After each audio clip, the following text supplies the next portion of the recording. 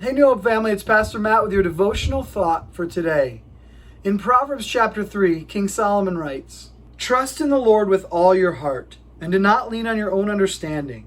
In all your ways acknowledge him, and he will make straight your paths."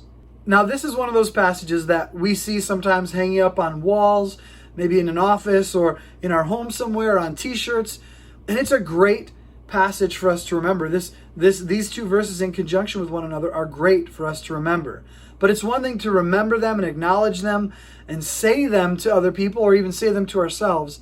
It's a completely different thing for us to actually live out these truths in our lives.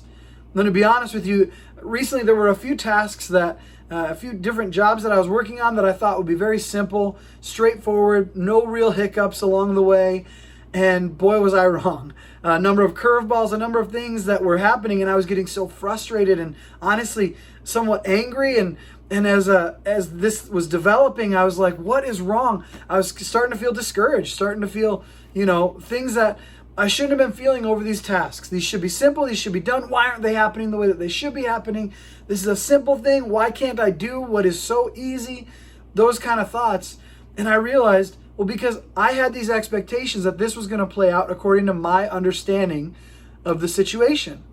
And that's just not how things work. Oftentimes, we don't understand what's happening. We think, I can knock this out, or I can do this or that thing, and then it doesn't play out the way we think, and it can lead to frustration and anger and disappointment and discouragement. But instead, if we trust in the Lord with all our hearts and don't lean on our own understandings, then we will find ourselves that he will be directing our steps. He will be directing our paths, as the text says. In all your ways acknowledge him, and he will make straight your paths. If we acknowledge him in everything, if we choose to submit to him, we choose to seek his face in everything we do, then the things that can be so frustrating and disappointing and discouraging won't have that impact. Instead, it will lead us to say, Lord, what are you going to teach me through this?